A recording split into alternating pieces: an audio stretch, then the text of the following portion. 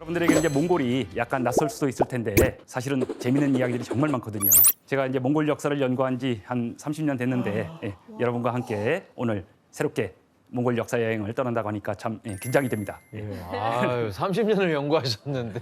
근데 몽골이란 나라가 뭔가 지리적으로 그렇게 멀지도 않은데 우리가 아는 게 생각보다 많지 않은 것 같은 느낌이 드네요. 네, 몽골 처음 가보는 곳이라서 네. 사실 굉장히 생소한데 어떤 곳일지. 몽골하면 또 자연이지 않겠습니까? 그렇죠. 네. 그래서 평원이 되게 넓은 것 같아요. 파도가 안 칠 뿐이지 정말 넓은 바다가 있어요.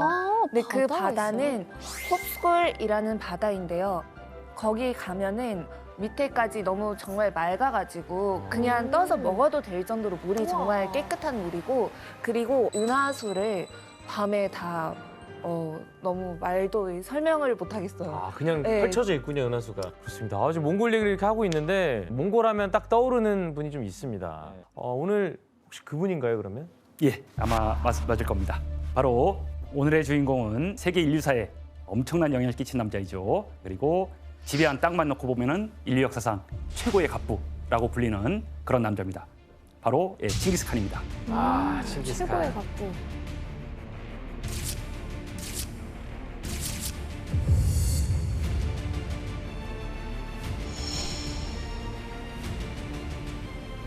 분열과 혼란의 몽골을 하나로 통합한 칭기스칸. 그를 움직이게 한 원동력은 바로 복수입니다.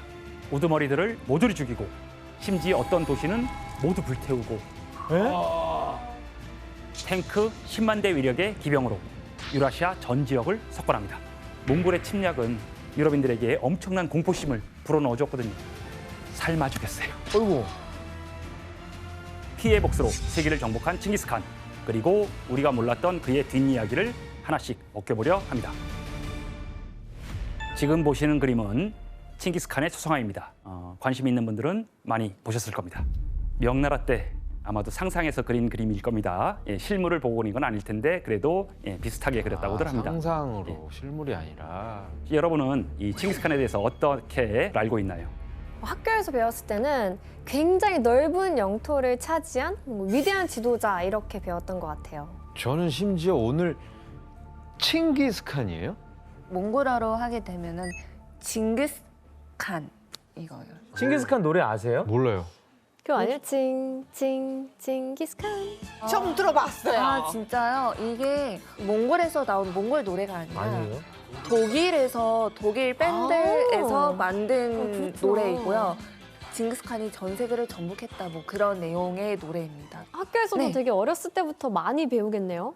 아 그렇죠. 저희는 징기스칸 하면은 중학교부터 고등학교까지 징기스칸의 일대기를 써놓은 몽골 비사라는 그런 책이 있는데 그거를 달달 그냥 외우도록 해요. 시켜요. 그 정도로. 네, 징기스칸 하면은 약간 이렇게 여기 안에서 뭔가 이렇게 끓어오르는 듯한 그런 나는 이 위대한 사람의 후손이다. 너무 자랑스럽고. 네. 근데 크리스티나 씨는 조금 생각이 다르실 수도 있을 것 같아요. 아, 그렇죠. 사실 유럽에서 이미지 조금 달라요. 그냥 그 죽이는 사람 많아가지고 그 조금 무서운 이미지 강해요. 예, 맞습니다. 칭기스칸과 그의 후예들은 그 당시에 고작 10만 명도 안 되는 그러한 기병만 가지고 어마어마한 영토를 정복했고 알렉산드로스의 제국이나 또는 로마 제국보다도 훨씬 더 넓은 그러한 영토를 지배를 했던 사람입니다. 멋있어. 자, 그래서 칭기스칸과 그의 후예들이 얼마나 많은 땅을 정복했는지 함께 살펴보도록 하겠습니다. 네. 지도를 보나요? 와. 이 지도는 13세기 칭기스칸과 그의 후예들이 차지했던 영토입니다. 유라시아 대륙을 거의 석권을 했다라고 볼 수 있습니다. 어마어마하네요. 10만 명밖에 안 되는데 그걸로 다 했다고요? 쉽게 말하면 요즘 말로 하면은 탱크 10만 대라고 생각하시면 됩니다.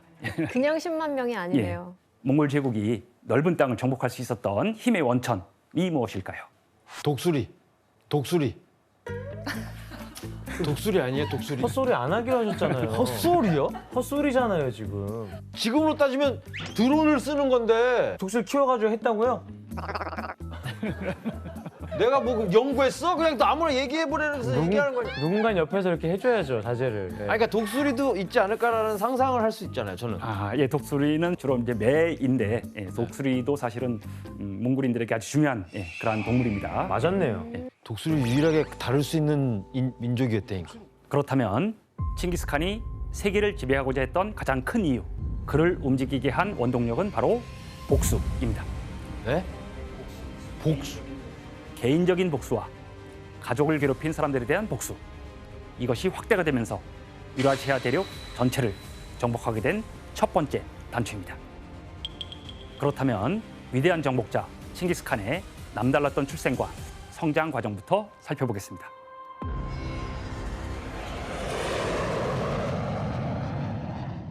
칭기스칸의 아버지는 이수게이라고 하는데 그는 몽골 부족 보르지긴의 족장이었습니다. 그런데 칭기스칸의 아버지 이수게이가 여기 메르키트 부족장의 여자를 약탈해 옵니다. 그 약탈해 온 여자가 바로 후엘룬, 칭기스칸의 어머니인 것이죠. 자, 이렇게 아내를 빼앗아 왔는데 이것이 그 당시에 몽골 초원에서는 조금 흔한 그러한 약탈원의 풍습이 있었습니다. 사자도 그러잖아요, 사자도. 사자랑 똑같은 방법이네. 그래서 그 둘 사이에 아이가 생기는데 그 아이가 바로 훗날의 칭기스칸이었습니다. 칭기스칸은 태몽부터 엄청났다고 합니다. 칭기스칸 어머니가 게르 안에 있을 때 천장으로 새어들어온 빛이 그녀의 배로 쏟아졌다고 합니다. 그러면서 이런 소리가 들렸다고 합니다. 이제 내가 임신하면 전 세계의 지배자가 될 아들을 하나 낳게 될 것이다 라고 그렇게 와. 그런 소리가 귀로 들렸다고 합니다. 또 칭기스칸이 태어날 때의 모습을 보고 세상을 정복할 운명을 가지고 태어났다라는 소문이 퍼집니다. 왜냐하면 칭기스칸이 태어날 때 오른손에 핏덩이를 쥐고 태어났기 때문이죠. 어? 핏덩이를 쥐고 태어났어. 끈적끈적한 그런 핏덩이를 꽉 쥐고 태어났다고 그렇게 얘기를 합니다.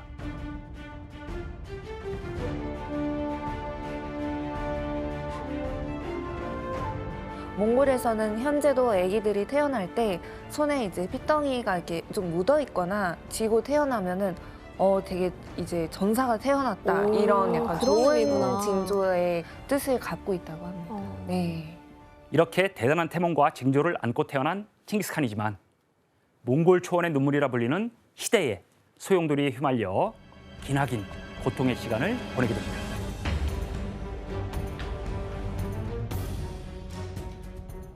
당시에는 다양한 유목민이 존재하는 사이였습니다. 지도를 한번 볼까요? 네. 몽골에는 나이만, 타타르, 메르키트 등 강력한 부족들이 있었고 몽골부처럼 약하지만 각자의 세력을 유지하며 사는 많은 부족들이 대립하고 있었죠. 그래서 유목민들은 살아남기 위해서 격렬한 싸움과 서로 약탈을 해야만 했습니다. 교수님, 그러면 저렇게 부족들이 많은데 저 중에서 칭기스칸은 어떤 부족이었어요? 바로 칭기스칸은 그 중에서도 약했던 몽골부에 속해 있었습니다. 아, 심지어 적게 시작했네요. 몽골. 그러니까 몽골은 세력이 약한 부족들 중에 하나였고 이 몽골부에서 태어난 칭기스칸은 몽골 초원 자체만을 통일하는 것조차도 쉬운 일이 아니었던 겁니다. 하지만 이러한 몽골 유목민 전체를 위협하는 그러한 외부의 존재가 있었습니다. 칭기스칸이 태어났을 때 거의 몽골 초원의 눈물이라고 할 정도로 어려운 상황이었는데 바로 이렇게 된 이유는 여진족이 세운 금나라 때문입니다. 금나라는 당시 동북아시아의 정치, 경제, 문화의 중심지였고 자원이 풍부해서 잘 사는 나라였거든요. 하지만 금나라를 세운 여진족들은 치열한 야생 속에서 점점 강력해지는 몽골 유목민 집단을 보고 위협을 느낍니다. 그래서 무자비한 방법으로 몽골 유목민들을 압박하기 시작하죠. 그래서 금나라는 이 타타르를 앞잡이로 내세웁니다. 네가 몽골 초원을 통제해. 대신 우리가 너에게 그만큼 대가를 줄게. 그래서 타타르부가 몽골 초원을 감시하게 만듭니다. 그래서 어떻게 했냐면 이 금나라는 몽골 유목민족을 분열시키기 위해서 또는 힘을 없애기 위해서 정말 엄청난 계획을 실행합니다. 싸우려면 누가 필요할까요? 전사들이 필요하죠. 그렇죠. 전사를 없애는 거죠. 예, 맞습니다. 정답입니다. 예, 금나라는 타타르를 앞세워 포로를 잡은 후 수레바퀴보다 키 큰 남자는 모두 죽입니다. 몽골 초원의 남자 아이들의 씨를 말려버리는 혼란과 분열 속에서 생존한 칭기스칸은 이제 9살 되던 해에 그의 인생에 아주 큰 영향을 끼치는 엄청난 사건이 일어납니다.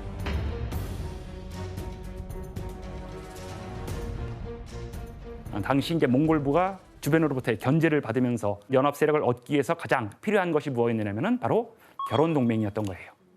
그래서 콩기라트라고 불리는 부족으로 미래의 아내가 될 사람을 찾으러 갑니다. Би чамайг сонгож явлаа. Би зөвшөөрч байна. 그리고 나서 동시에 자기의 후원 세력을 얻게 됩니다. 그래서 몽골의 풍습에 따라 칭기스칸의 아버지는 칭기스칸을 사돈집에 머물게 하고 집으로 돌아가는 길에 적을 만나게 됩니다. 타타르구나. 타타르부를 만납니다. 아휴. 그런데 타타르부가 이수게이를 잔치에 초대를 합니다. 뭐 술 한잔하고 음식 좀 먹고 가시라고. манай Белгиэд тогтоо мо 자, 그런데 이게 초원에서 아무리 적이라고 해도 이러한 초대를 거절하는 것은 초원의 룰, 법칙이 아니었던 것이죠. 거의 예. 싸우자. 아 진짜요? 네. 아무리 적이라도 초대를 받으면은 그 자리에 그 베푸는 음식이나 그런 거는 먹어줘야 되는 그런 풍습이라고 지금도 해야 되나? 그런 게 몽골 게르나 또는 어떤 집안에 방문했을 때 음식을 맞아요. 대접하면은 최소한 맛을 보는 것이 예의입니다. 맞아요. 예. 맞아요. 그거 독 타면 어떡해?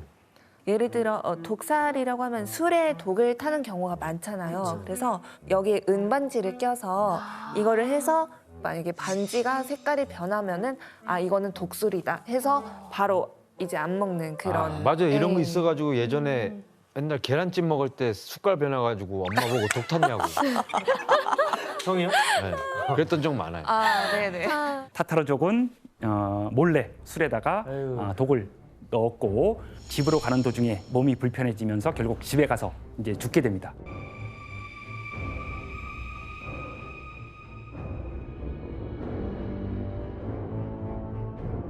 아버지의 죽음으로 엄청나게 슬픈 상황인데도 불구하고 이런 슬픔에 잠길 새도 없이 그 어린아이 칭기스칸에게 모든 시련과 역경이 동시에 폭풍처럼 몰아칩니다. 지켜주는 사람이 없으니까.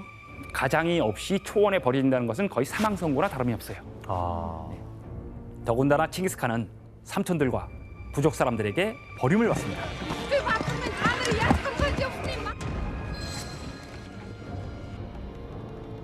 모든 것을 빼앗긴 칭기스칸은 포로 생활까지 하며 긴 고난의 시간을 보내게 됩니다. 그런데 이 사람은 포로가 된 상황에서도 살아남기 위해서 끊임없이 기회를 엿봅니다. 몇 달이 지난 후에 칭기스칸에게 탈출의 기회가 생깁니다.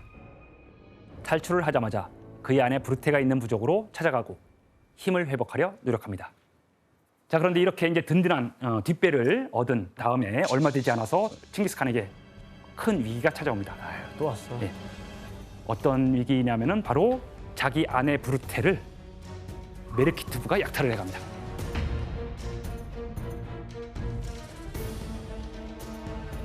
자기 엄마도 메르키트에서 빼앗아온 거 아니었나요? 그렇죠. 거기에 대한 복수죠. 아 메르키트가 복수한 거야.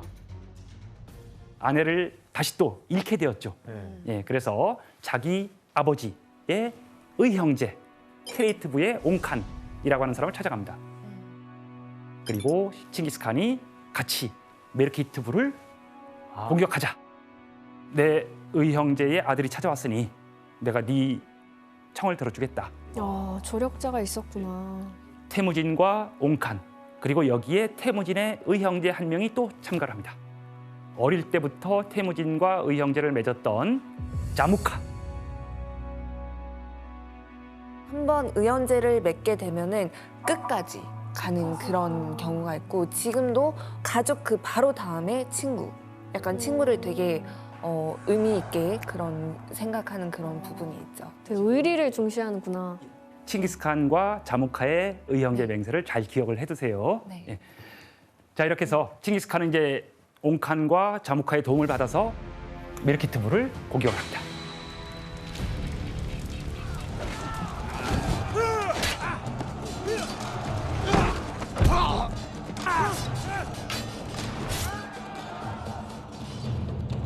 칭기스칸은 자기 부인을 찾아옵니다. 결국 메르키트 부와의 전쟁에서 승리하고 칭기스칸은 전리품들을 나눠주고 예, 내가 더 많이 안 가져요. 똑같이 갖거나 아니면 내가 덜 갖거나 하면서 부하들을 챙깁니다. 확실히 인기가 많았겠네요. 당연히 예, 인기는 초원에서 급상승한 거죠. 몽골 초원에서 칭기스칸의 이름이 널리 퍼지기 시작합니다. 그리고 내가 이 초원을 통일하고 예, 1인자가 되어야 되겠다라고 하는 꿈을 이때부터 예, 꾸기 시작을 합니다. 그리고 나서 1186년 경에 몽골 부의 칸이 됩니다. 칸, 드디어 칸이 됐나요? 예.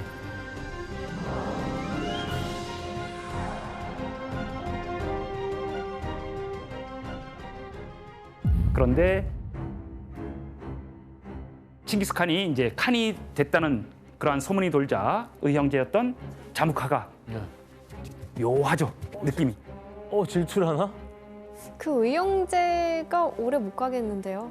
예, 많은 이들의 신임을 얻는 그러면서 힘이 강력해지는 칭기스칸과는 달리 예, 자무카가 이끌던 부족에서는 불만을 가진 사람들이 생겨나기 시작합니다. 심지어 자무카 부족에서도 칭기스칸을 따르겠다고 도망간 사람들까지 생깁니다.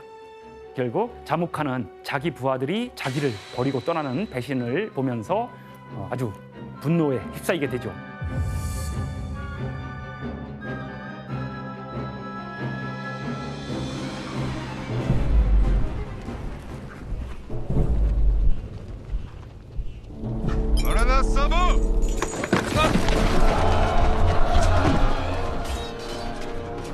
결국 칭기스칸과 자무카 사이에 전쟁이 일어나게 되는데 1차 전쟁에서 자무카가 이깁니다. 이게 또? 예, 자무카가 이겨요. 아니 인재도 없는데 어떻게 이겼지? 자무카의 군대가 기본적으로 많았구나. 전사가 많고 게다가 아직은 자무카가 훨씬 더 경험이 많은 거예요. 그러면 이 자무카와의 전투에서 졌는데 그 후에 칭기스칸이 어떻게 되나요? 이 전투에서 칭기스칸은 지게 되지만 그러나 큰 타격을 입지는 않습니다. 자무카가 이겼죠. 네. 이겼는데도 사람들이 계속 칭기스칸한테 가요. 그러니까 이거는 이긴 게 아니죠. 예, 얼마나 확연하겠어요. 그래서 지난번에 도망갔던 자기 부족원들을 이번 전쟁에서 이겨서 포로로 잡았죠. 그런데 이 사람들을 끔찍하게 죽여요? 죽입니다. 배신한 이들을 소태 삶아 주겠어요. 삶아 주겠어요. 와.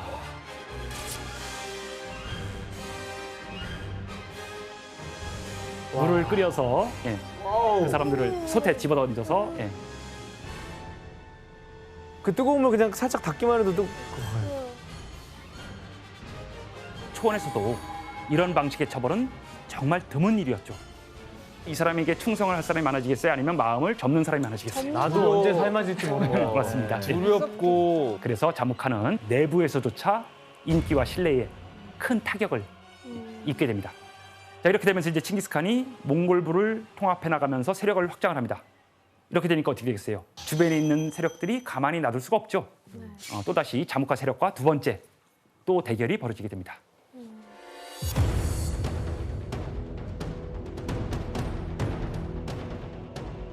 전장 선택의 우선권이 칭기스칸에게 있었는데 이 사람이 유리한 곳이 아닌 불리한 곳을 선택을 해요. 뭐 선택권이라는 게 뭐예요? 전쟁 선택권이라는 게? 전쟁을 하게 되면은 약자에게 선택권을 줍니다. 너 여기서 싸울래? 여기서 싸울래? 전쟁터를 네가 정해? 뭐 예, 이런 그렇죠. 거예요? 예. 전쟁을 하려면 여러분들 어디를 선택하시겠어요? 맨 꼭대기죠. 그런데 칭기스칸이 전장 선택권을 여기다 씁니다. 야, 저기는 완전 화살바지인데. 예. 그런데 여기에서 칭기스칸이 새로운 전술을 씁니다.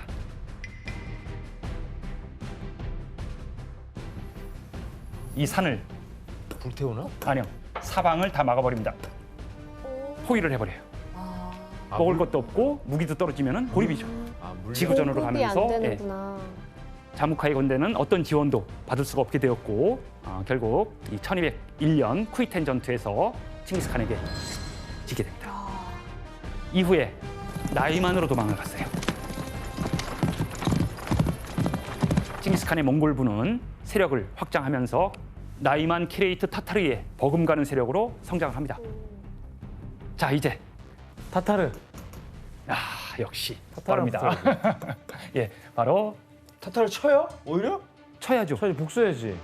칭기스칸은 이제 타타르와의 전쟁을 앞두고서 부하들에게 중요한 이야기를 합니다. 규현 씨가 한번 힘있게 읽어줄래요? 네. 적을 누르고 전리품을 얻기 위해 멈추지 마라. 전쟁에서 승리한 뒤 전리품은 우리의 것이 될 것이고 나는 이것을 너희에게 나누어 줄 것이다. 내가 만약에 병사라면 이거 네 거야. 이제 인센티브인 거죠. 너 네 거야. 이러니까 막 더 막 열심히. 더 잘 싸우고 싶고 막. 칭기스칸의 이 조치는 엄청난 효력을 발휘합니다. 그러니까 부하들은 죽을 힘을 다해서 전력을 다해서 싸움을 하게 되죠. 왜? 싸워서 이기면 다 내 거니까.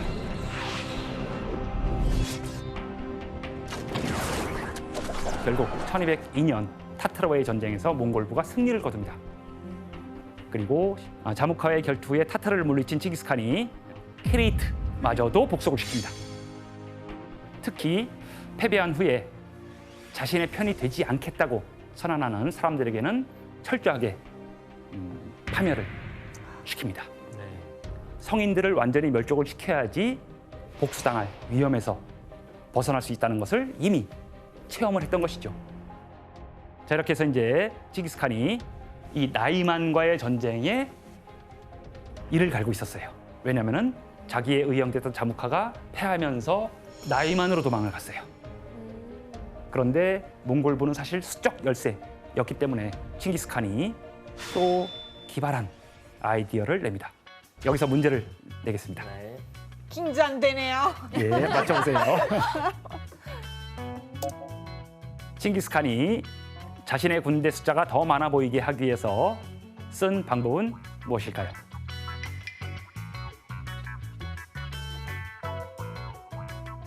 난 너무 쉬울 것 같은데 이거.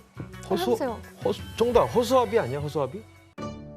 초원에서? 예, 정답입니다. 참 똑똑하네요. 아니 너무 뻔해 보여가지고. 다들 지금 몰라서 얘기 안 하는 줄 알아요, 정답을? 그랬어요? 재밌게 하려고 그러는 거잖아요. 한 번도 그런 적 없었잖아요. 아니야, 저. 칭기스칸의 군대가 10배 이상 적었어요. 그래서 결국 예비마에다가 허수아비를 안치고 심지어는 말꼬리에 나뭇가지 같은 것을 묶어서 막 뛰어다니게 만듭니다. 그래서 더 많은 군사가 있는 것처럼 그렇게 상대방을 현혹시키는 거죠.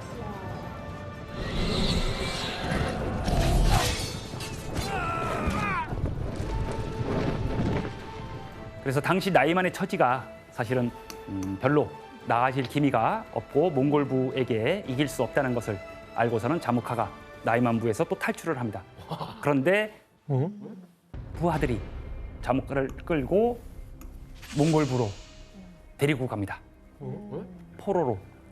이 부하들은 어떻게 생각을 했겠어요? 자무카를 칭기스칸에게 바치니까 칭기스칸이 우리에게 큰 상을 줄 거야 라고 생각을 하고 왔겠죠. 그런데 칭기스칸은 자기 주군을 배신한 부하들은 용서할 수 없다라고 하면서 부하들을 죽입니다. 그런데 자무카를 죽여야 하죠. 자무카는 귀족이었기 때문에 귀족들은 땅에 피를 흘리고 죽으면 안 돼요. 어떻게 죽였냐면은 자무카를 펠트에 말아 말들이 밟아 죽입니다. 아니, 그럴 바엔 피 흘리고 죽이는 게 나을 것 같은데? 그런데 그게 그 당시의 가치관과 지금 우리의 가치관이 다른 거예요. 자기 의형제였던 자무카를 마지막으로 친구 대접을 해주는 겁니다. 칭기스칸은 여러 부족으로 나뉘어진 채 강한 자만이 살아남을 수 있었던 몽골의 초원을 하나로 통합을 했죠. 드디어 1206년 대몽골국의 대칸의 자리에 오르게 됩니다. 어이구, 화려해졌다. 왕관을 썼네요. 칭기스칸이 왕관을 쓰고 있고 게르가 보이죠? 건물이 아닌 게르에서 이렇게 대칸으로 즉위를 추대를 받게 됩니다. 그럼 지금부터 새로운 시작. 그렇죠. 예. 대칸이 된 그가 가장 먼저 한 일은 무엇이었을까요? 통일을 했지만은 여전히 내부는 분열된 모습이 남아 있었기 때문에 수많은 경쟁 부족들의 우두머리들, 귀족들을 제거를 합니다. 그리고 시족, 부족 단위의 몽골 초원을 다 해체를 시키고 다시 재편성을 해요.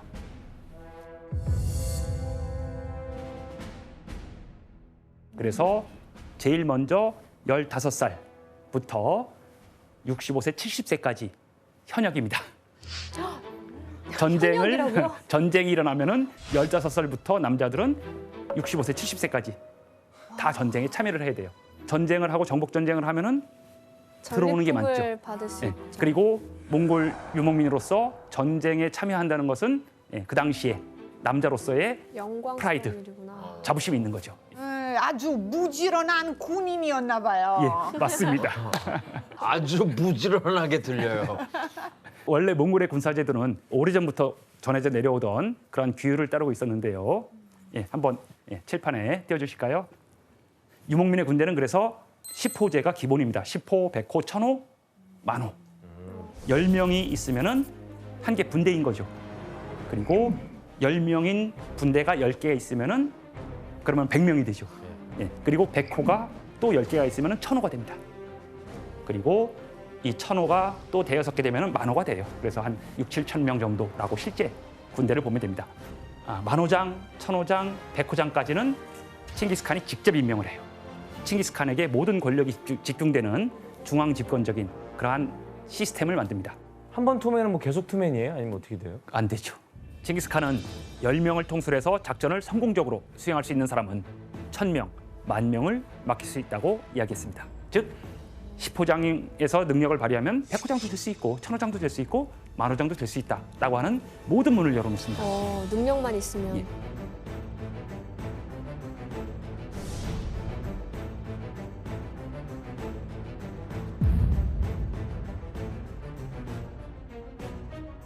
우리가 볼 때는 비록 조금 단순해 보이지만 강력하고 무자비한 예케자삭이라고 하는 법을 만들어서 민심과 군대를 장악을 합니다. 한번 살펴볼까요? 퀴즈예요? 이게 법률인가요? 법률. 예, 법률 중에 몇 조항입니다. 저게 다 같은 건가요? 그렇죠. 네 개가? 여행자를 돕지 않으면 물이나 재의 소변을 보면 가출한 노예나 포로를 발견하고 주인에게 돌려주지 않으면 단어 하나예요? 예, 여기서 공통적으로 들어가는 단어가 하나 있습니다. 정답. 이게 즉시 처결 아닐까요? 바로 죽는다. 예, 맞습니다. 사형입니다. 예. 여행자 안 도와줬다고 사형을 해버려. 야. 그럼 몽골 가서 저 여행자예요 저는. 지금 계속 이러면 다 도와주겠네 몽골 예. 분들이. 왜냐하면 여행자를 돕지 않는다는 것은 그 사람을 죽게 내버려 두는 것과 마찬가지예요. 그래서 지금도 몽골 초원에 가서 게르에 그냥 맞아요. 들어가도 돼요. 진짜? 앉으면 먹을 거 줘요, 그냥. 맞아요, 예. 맞아요. 우와 대박이다. 심지어 손님이 왔다 하면은 양 한 마리 그 날에 그냥 먹어요. 진짜? 진짜 정이 많은가 봐요. 정도 엄청 많고 양도 많아요. 그리고 예, 물이나 재 소변을 보면은 맞아요. 역시 어. 그리고 왜 그게 무슨 신호인가요? 쟤를 유목민들이 겨울에 그 게르가 아무리 따뜻하다고 해도 온기가 없으면은 죽습니다. 그러니까는 불씨는 항상 살아 있어야 되는 거예요. 그래서 이렇게 강력하고 무서운 그렇지만 단순하면서도 엄격한 법을 만들었기 때문에 몽골인들을 통제할 수 있었던 것이죠.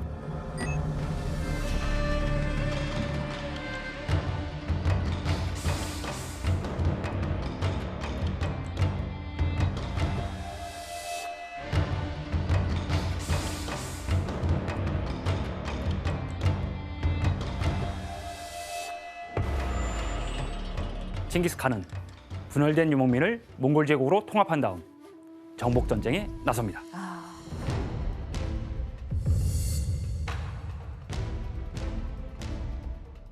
그 전에 몽골 초원이 워낙 혼란했고 분열돼 있었죠. 그러면 어떻게 돼요? 사람도 많이 죽었고 가축도 부족해지고 먹을 것도 부족해지고 많이 부족했죠. 네. 그러니까 이제 이 문제를 해결하기 위해서 어쩔 수 없이 유목 국가는 정복을 나서야 되는 거예요. 자, 그래서 칭기스칸은 몽골 군대를 이끌고 이웃 나라로 향했죠. 그래서 칭기스칸의 군대가 가장 먼저 목표로 삼은 곳은 어디였을까요? 금나라입니다. 라고 볼 수 있는데 금나라를 가기 전에 먼저 들린 곳이 있습니다. 딴 데로 갔어요? 왜냐하면 금나라와 연합할 가능성이 있는 나라가 또 있었어요. 지금은 요만큼이 몽골이에요. 그런데 여기를 먼저 가야 되는데 이 금나라와 손을 잡을 위험이 있는 서화. 탕구트, 서하. 그리고 탕구트에는 특히 실크로드라고 들어보셨죠? 예. 네, 실크로드의 길목이었기 때문에 재화가 풍부했어요. 그러니까 여기를 공격해서 이제 금나라와 싸울 준비를 하는 거죠.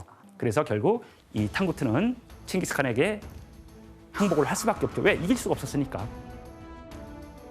그래서 낙타, 비단, 곡식 많은 공부를 바치고 탕구트의 왕의 딸을 칭기스칸과 혼인시키기로 약속을 합니다.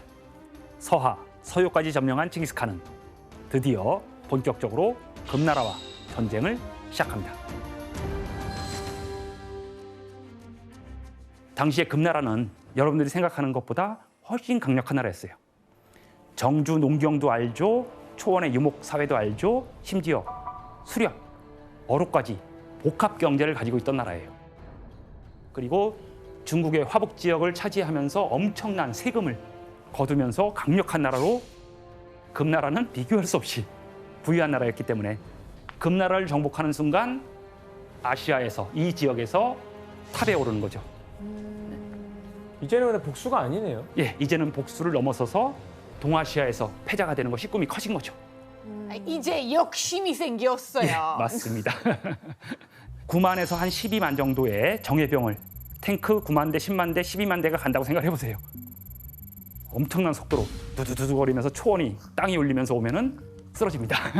그냥 말로만 가도 다 쓸리겠는데요? 말로만 밟아도? 그런데 이제 이 금나라는 성벽을 쌓고 그 안에서 식수와 식량을 공급받으면서 버티기 전술로 가는 거예요.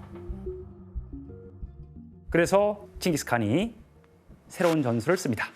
어떤 전술을 썼느냐면은 밖에서 진을 치고 있으면서 금나라 측에다가 이상한 제의를 합니다. 제비 10,000마리를 잡아서 보내주고 고양이 1,000마리를 잡아달라. 그러면 우리 포위 풀고 물러나겠다. 아, 이거 뭐. 심리전이죠. 그런데 이거를 이제 금나라 지휘관은 쟤들 이상하네. 확인을 해봐야 되겠어. 그래서 포로를 잡아다가 신문을 합니다. 근데 이 포로가 이미 예정된 포로였던 거예요. 잡히기로 돼 있던 포로예요. 그래서 포로가 가서 우리 몽골 사람들이 지금 배고파서 먹을 게 없으니까 먹으려고 한다. 그렇게 거짓말을 해버린 거죠. 그러니까 금나라에서는 그래? 잡아서 보내줬어요. 제비와 고양이로 뭘 하려고 그랬지? 여기서 문제를 내겠습니다. 칭기스칸은 적에게서 받은 고양이와 제비로 금나라의 성벽을 무너뜨렸다. 그가 금나라를 무너뜨린 방법은 무엇일까요? 아니 난 감이 안 오는데. 정답! 예, 지원 씨. 제비와 고양이를 훈련을 시킵니다. 예, 그래서 고양이가 제비를 타고 성벽을 날아가는 거예요. 점프를 낙하를 해서 다시 가는 거는 맞습니다. 어떤 용도로? 아, 정답. 그거 잡느라 다들 쳤을 때 치고 들어가는 거 아닐까요? 예, 아닙니다. 아니 몽골 사람도 못 맞추면 우리가 어떻게 맞출 수 있을까요? 맞아요.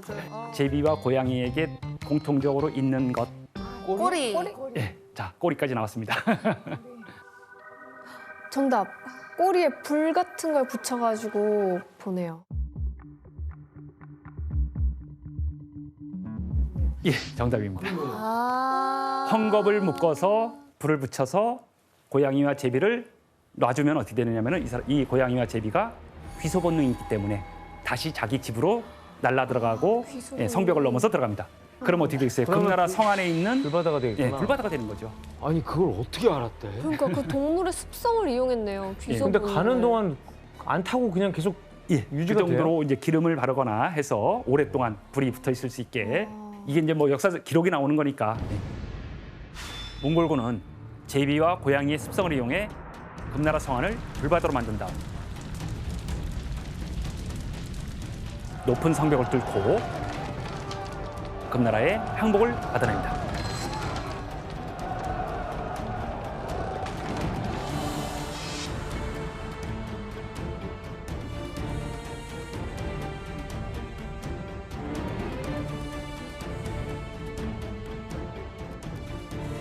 그래서 이제는 몽골 초원과 주변을 지나서 더 큰 세상으로 말발굽을 돌리게 됩니다. 엄청난 전투가 벌어지는 두 번째 여행지로 떠나보도록 하겠습니다. 야, 이번엔 또 어디로 떠날지 굉장히 궁금합니다. 아 떠나요? 또 떠납니다. 아니 근데 교수님 지금 칭기스칸 얘기를 계속 하다가 갑자기 우즈베키스탄은 왜 온 건지 좀 궁금하거든요. 바로 이 우즈베키스탄의 한 곳이 칭기스칸과 그의 후손들이 몽골을 넘어서 그다음에 서아시아를 넘어서 유럽까지 진출할 수 있게 되는 장소가 바로 이 우즈베키스탄에 있습니다. 그래서 칭기스칸은 어떻게 이제 몽골 제국을 넘어서서 더 큰 세계를 정복할 수 있었는지 지금부터 그 이야기를 다시 한꺼풀 더 들어가 보도록 하겠습니다.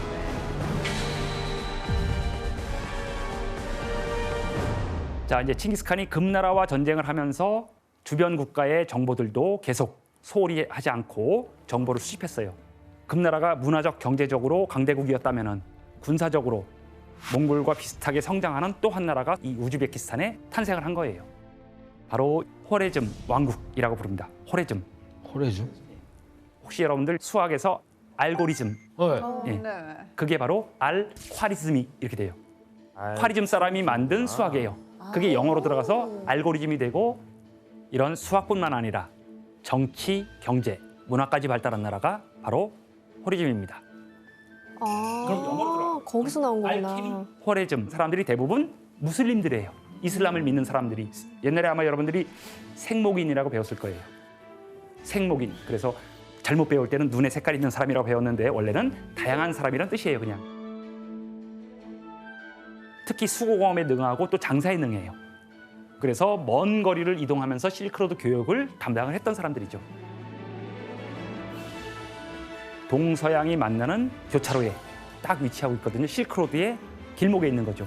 그래서 동서 실크로드, 남북 실크로드가 교차하는 곳입니다. 그래서 호레즘이 아랄의 카스피해 밑으로 해서 페르시아만 입구까지 해서 광대한 영토를 차지한 군사 대국이었죠. 이게 어느 정도냐면 오늘날의 이란, 아프가니스탄, 우즈베키스탄 등에 걸친 엄청난 영토가 모두 호레즘이 통치하던 땅이라는 겁니다. 그 당시에는 칭기스칸이 탕구트 점령했죠. 금나라 정복했죠. 그다음에 서요는 그 이전에 이미 몽골에게 자발적으로 복속했어요. 예.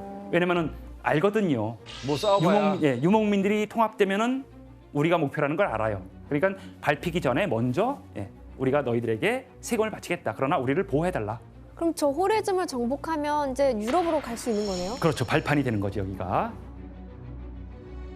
칭기스칸은 이제 정복뿐만 아니라 실크로드 교역에도 관심을 가지기 시작해요. 그래서 칭기스칸은 교역하자라면서 사신단을 보냅니다. 호레즘 군주에게 내 이야기를 전해라. 나는 호레즘과 싸움을 원치 않는다. 그리고 전리품을 양도해줄 준비도 되어 있다. 그리고 군사들에게까지도 또는 상인들에게도 호레즘에게 적대적인 행동을 절대 하지 말라.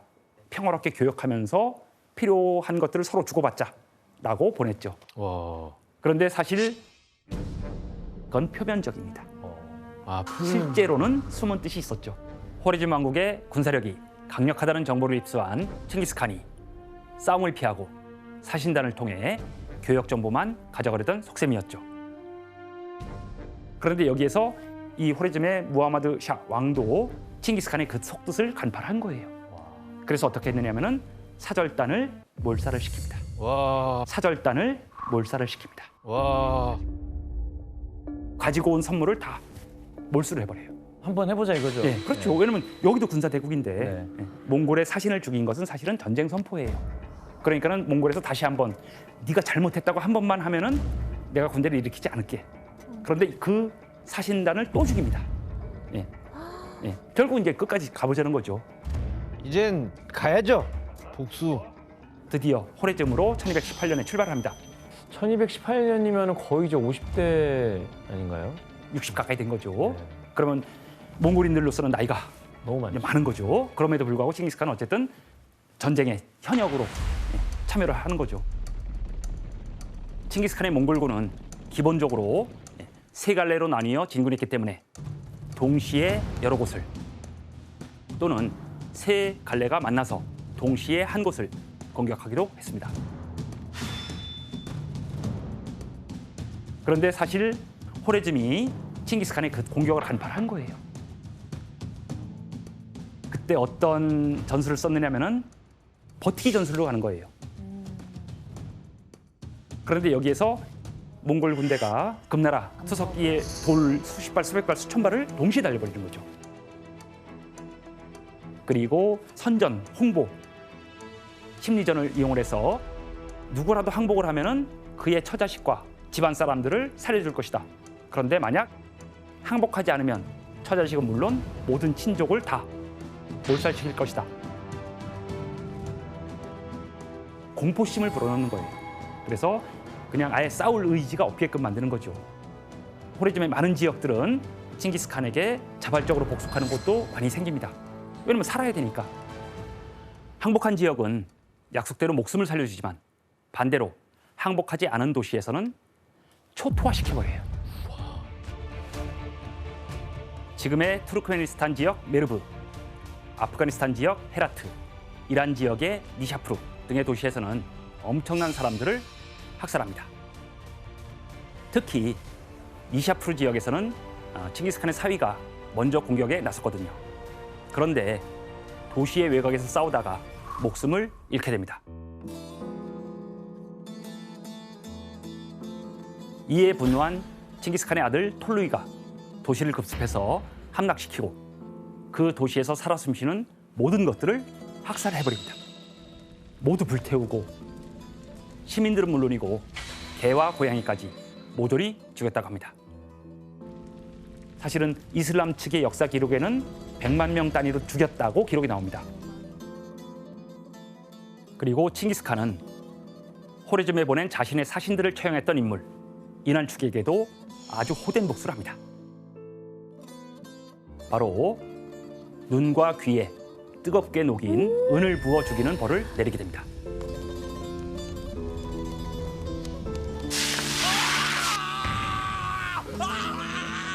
왜냐하면 신성 불가침의 영역이었던 칭기스칸의 사신을 공격했다는 이유 때문에 아주 잔인한 방법으로 죽인 것이죠.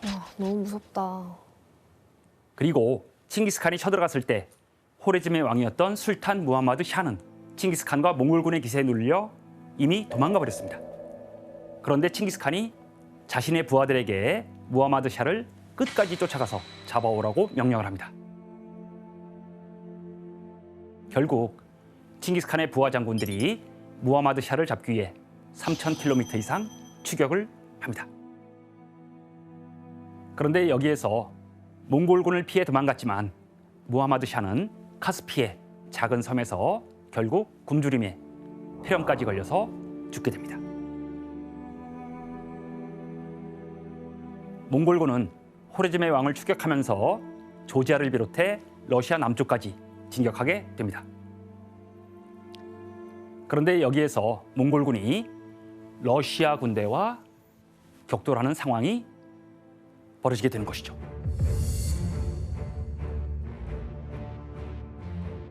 러시아 연합군은 5만에서 8만이었지만 당시 몽골 군대는 2만 명이 채 안 되는 그런 군대가 온 상황이었죠.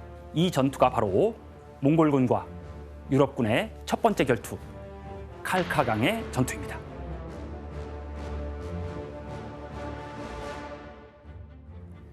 호레즘의 왕인 무하마드 샤를 잡기 위해 몽골군은 남러시아 초원 정찰을 나서게 됩니다. 단순히 정찰과 현지에 대한 정보 수집을 하러 간 것이었죠. 그런데 몽골군의 출현에 러시아가 깜짝 놀란 거예요. 혹시 자신들을 공격하는 건 아닐까라고 오해를 하고 연합군을 모아서 칼카강 부근에서 먼저 몽골군을 공격하게 됩니다.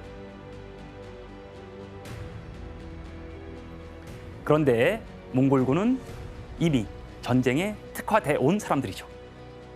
그래서 적은 숫자의 군대이긴 하지만은 러시아 연합군을 가뿐하게 무찔러 버립니다.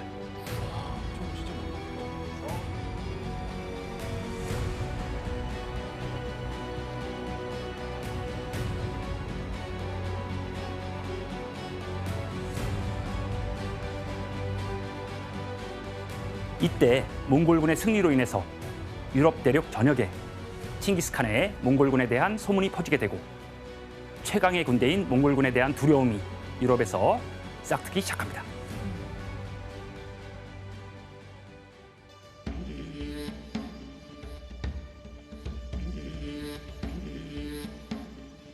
몽골군이 패배를 모르는 전쟁에는 귀신, 귀재라고 할 수 있는 칭기스칸의 병법이 있습니다. 과거로부터 이어져 내려온 유목민의 독창적인 병법이에요.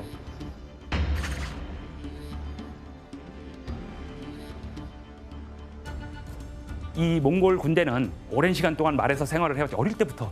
그리고 활을 앞으로만 쏘는 게 아니라 달리면서 뒤로도 쏠 수 있는 그러한 능력을 가지게 됩니다. 뒤로도. 자, 그림을 한번 보실까요?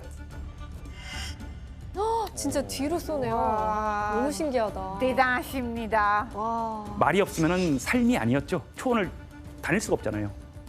그래서 등자가 발명이 돼요. 등자가 있으면은 두 손을 놓고도 말을 잡을 수가 있어요. 와, 근데 그러면은 몽골군은 그냥 활로만 거의 싸운 거예요? 그 몽골군이 싸울 때 이제 말 위에서 활만 쏘는 게 아니라 단검도 있고 그리고 마름쇠라고 있는데요. 4개의 갈고리가 있는 건데요. 이건 어떻게 사용하냐면 달리면서 뿌려요. 그럼 상대방의 말들이 그거를 밟으면서 말은 쓰러뜨리고 이거는 근데 몽골에서만 사용이 됐던 게 아니라 아예 그때 당시 전쟁 시대에 유럽에서도 많이 사용이 저 됐다고. 맞아요. 저런 거 아니, 도로에다가 뿌려놓으면 도망가는 자동차들 타이어 터지라고 맞습니다. 아, 그렇죠. 지금은 타이어가 터지지만 그 당시에는 말 발굽에 찍히면은 말이 쓰러지죠. 그래서 후퇴할 때 특히 많이 뿌린다고 합니다. 그리고 또 하나가 뭐냐면은 이 전투에서 가장 중요한 게 뭐냐면 기동력이죠.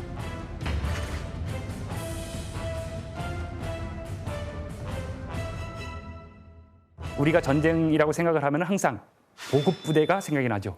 식량 보급 부대, 뭐 당연히 다친 사람들 또 의료 부대 따라가야 되잖아요.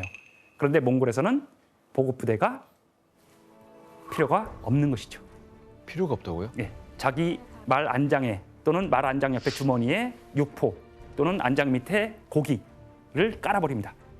그러면서 다니면서 말 등에 온기로 고기가 익어요. 살짝.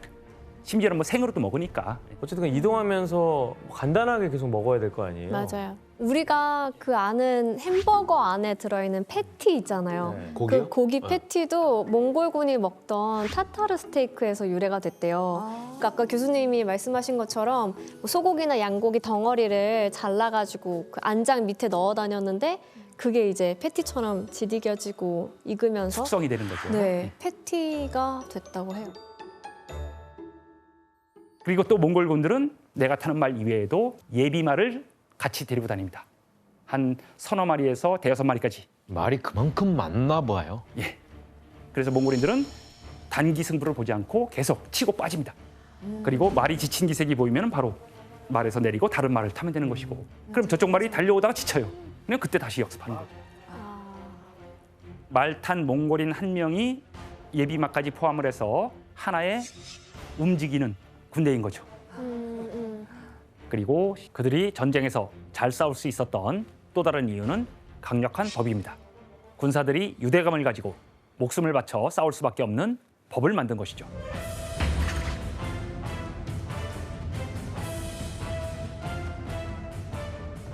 여기서 또 하나의 문제를 내겠습니다. 네. 몽골군이 목숨을 바쳐 싸울 수 있게 만든 칭기스칸의 강력한 법은 무엇이었을까? 그 내용을 말하시면 됩니다. 강력한 법. 정답. 가족들을 그거 하는 거예요. 인질로? 네. 아, 그건 너무 돌아오면 그거 아닙니다. 네, 그거 가족이 땡. 없다. 아, 네. 너무 나쁘게 하면 자묵한하고 다를 게 없을 것 같아서. 아까 우리가 10호장, 100호장, 1000호장, 10,000호장 그 제도에 힌트가 딱 숨어 있습니다. 아, 뭐야? 정답. 자, 넌 바로 강등이야. 이거 아니에요? 그거는 땡 아닙니다. 정답. 예. 만약에 전쟁에서 지면은 그 호 전체가 다 같이 처벌을 받아요. 다 같이 죽는다. 정답입니다. 쉽게 말하면은 전쟁에서 누군가가 죽거나 또는 포로가 됐는데 구해오지 않고 나만 살아오게 되면은 너는 사형이야. 그 법이 담긴 내용을 자, 규현 씨가 다시 한번 읽어주실래요?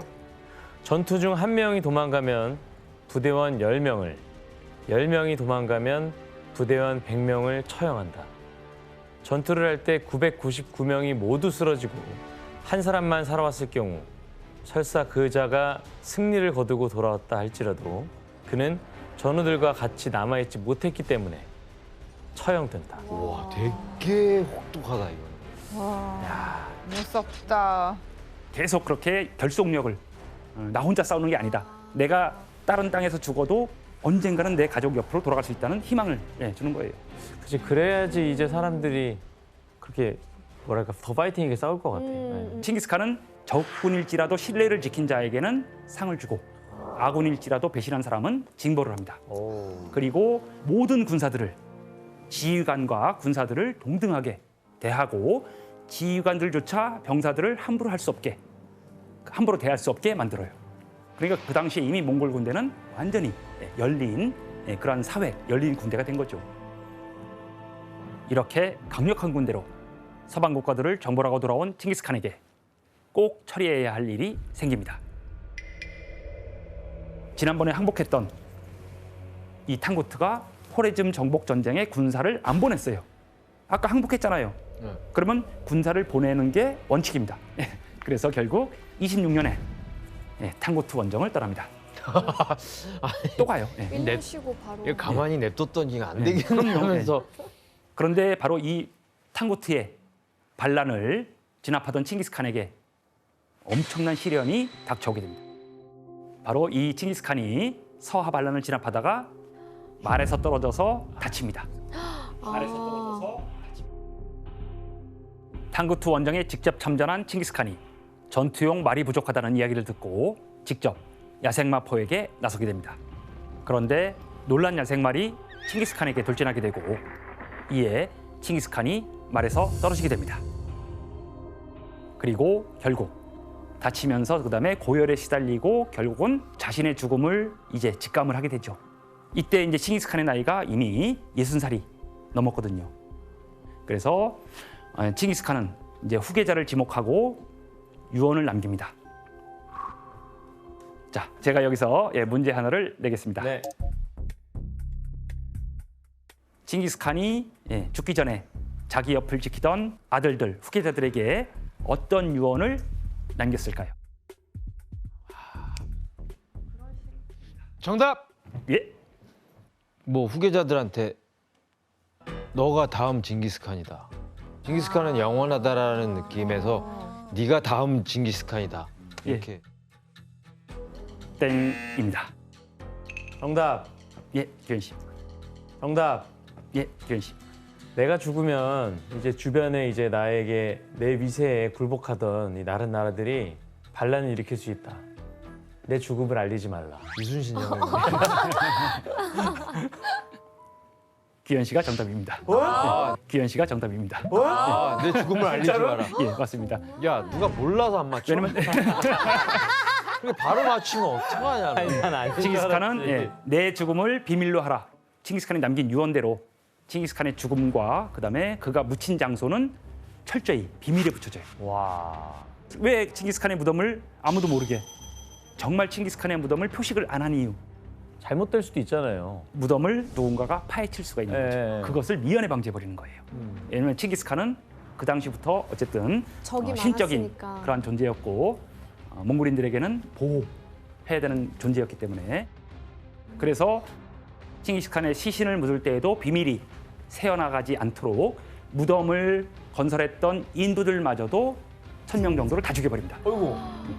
그리고 상식적으로 생각한다면은 칭기스칸 가문의 고향이었던 hen티 산맥, 부르칸산 근처 어디일 거로 생각을 하는데 아직까지 찾고 있지 못합니다. 아, 시신을 아직도 못 찾았다고요? 예, 이 몽골 사람들은 또 그 들은 이야기가 있는데요. 칭기스칸이 이제 그 시신을 땅에 묻은 다음에 그 위에 흙을 엄청 넓게 뿌린 다음에 수만 마리의 말들을 밟게 했어요. 또 거기도 밟았네. 네. 밟아요. 네, 역시 밟았어요. 네. 이렇게 말들이 달리게 한 다음에 그 위에 나무까지 심어버리니까 나무를 심었어요. 네, 아예 그 땅 위에다 나무를 심어버린 거죠. 진짜 그냥 자연으로 또 돌아가셨네.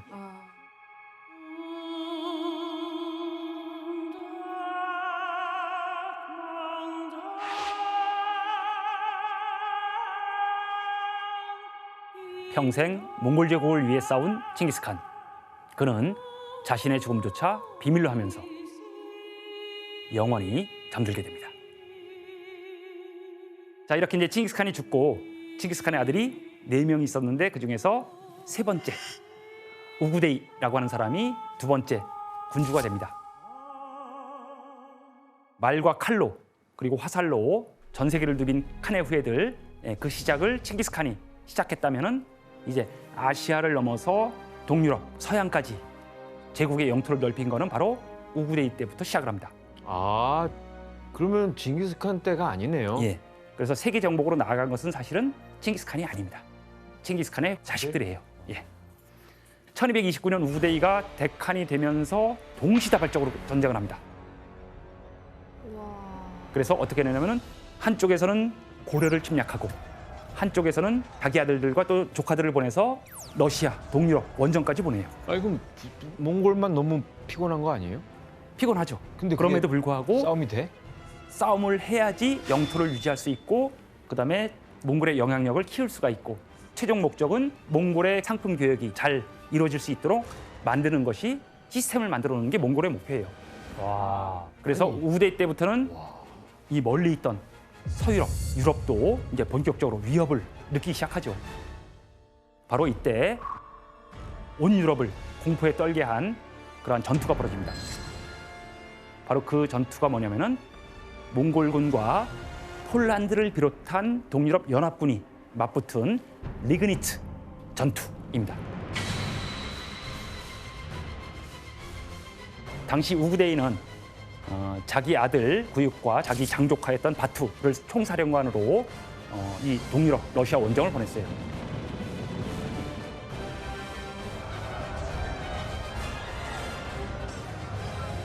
몽골군은 신속한 기병대와 강력한 공성 무기들로 무장한 몽골 군대는 남러시아의 도시들을 손쉽게 정벌할 수 있었습니다. 그래서 바로 동유럽까지 진출을 시도하게 됩니다. 그래서 그 사령관들이 헝가리 군주에게 보잘것없는 헝가리 왕 빨리 와서 항복해 이런 편지를 보냈어요. 그래서 서신을 받은 헝가리 왕 이 사람이 전투를 준비할 새도 없이 15만 명에 이르는 몽골 군대가 둘로 쫙 나눠지면서 리그니츠 그리고 또 하나가 모히 지역에 도착을 합니다. 이 두 곳에서 이제 전투가 벌어지는데 특히 그 중에서 리그니츠 전투는 몽골군에게 놀란 폴란드가 서둘러서 이제 연합군을 조직을 합니다. 사실은 이때 전쟁에서 가장 중요한 게 뭐냐면은 기선제압입니다. 처음 싸울 때 누가 이기느냐에 따라서 사기에 큰 문제가 생기는데 첫 번째 부대가 몽골군을 향해서 제일 먼저 공격을 했죠.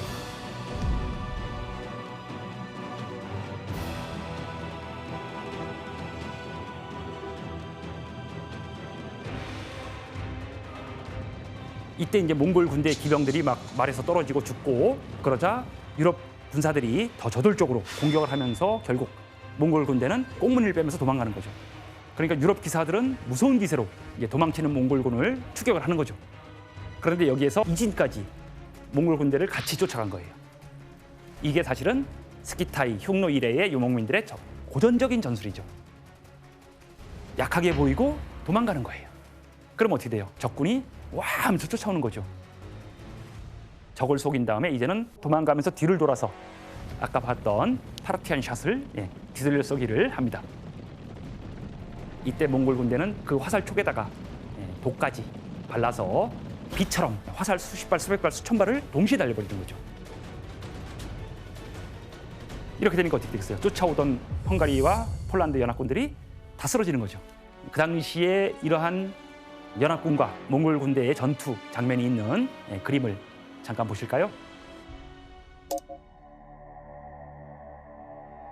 여기에 보시면은 문장이 있는 방패를 들고 있는 쪽이 헝가리 폴란드 연합군입니다. 그리고 왼쪽에 몽골 군대가 지금 화살을 쏘고 있죠. 그리고 나서 나중에 연합군 군대가 이제 완전히 전멸한 그림으로 남겨놓은 그 당시의 장면이었던 거죠. 이렇게 이제 전쟁에서 결국 이제 몽골 군대가 승리를 거두게 되고, 그리고 그때 유럽 연합군, 헝가리 폴란드 연합군의 지휘관의 목을 잘라서 창에 꽂아 들고 행진을 했습니다. 그 다음에 수많은 포로들을 잡아서 사실 오른쪽 귀를 잘라서 희생자의 수를 셌는데 그 수가 자루로 9부대 그렇게 기록에 나옵니다. 그래서 동유럽, 서유럽 사람들이 저들 지옥에서 온 놈들이야. 그러니까 더 공포에 질리는 거죠.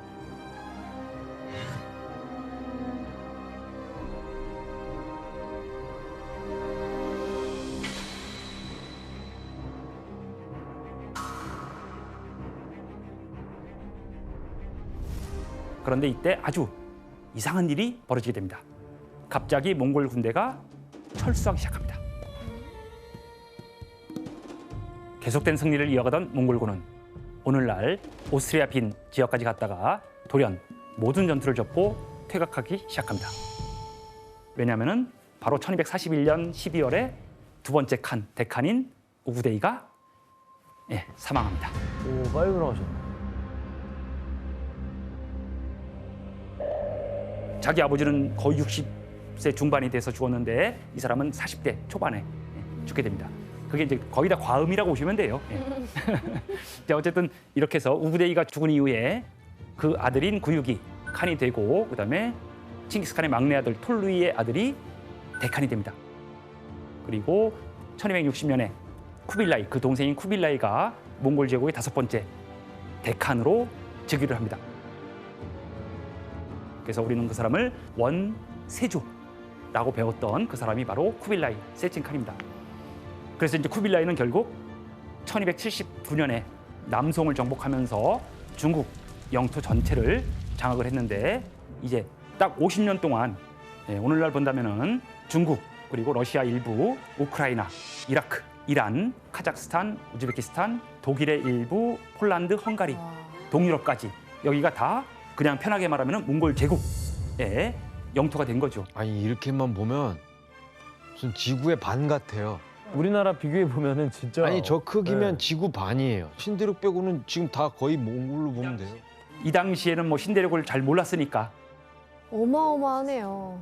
그래서 몽골어로 하면 다이위안 케메쿠 이크몽골로스 이렇게 돼요. 대몽골국. 바로 이때 모두를 다 길을 만들어놨어요. 동서남북을.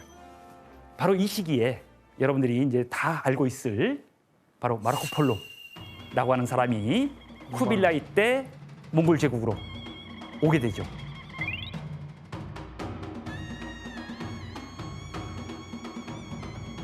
(17년) 동안 쿠빌라이 칸과 몽골 제국 그리고 중국을 기록을 남기죠.